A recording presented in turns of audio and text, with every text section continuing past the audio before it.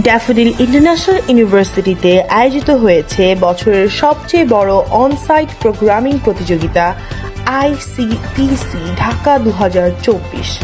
সারা দেশ থেকে 148টি প্রতিষ্ঠানের 306টি দলকে একত্রিত করে একটি প্রোগ্রামিং দক্ষতা প্রদর্শনের প্রতিযোগিতা আয়োজন করা হয়েছে, যেখানে চলছে কোডিং এর যুদ্ধ।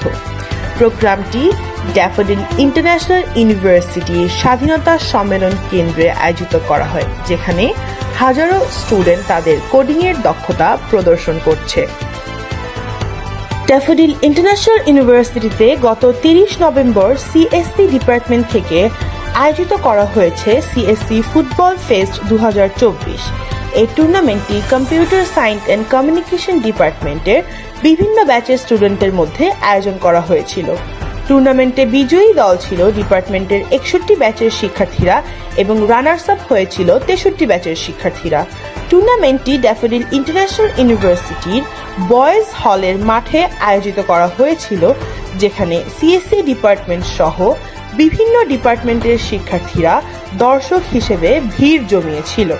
ড্যাফোডিল ইন্টারন্যাশনাল ইউনিভার্সিটির সাংবাদিকতা, মিডিয়া ও যোগাযোগ বিভাগ থেকে আয়োজিত হয়েছে জেএমসি মিডিয়া বাজ ফল 2024। গত 4 ও 5 ডিসেম্বর দুদিন এই অনুষ্ঠানটি অনুষ্ঠিত হয়েছিল ড্যাফোডিল ইন্টারন্যাশনাল ইউনিভার্সিটির ইন্টারন্যাশনাল কনফারেন্স রুমে।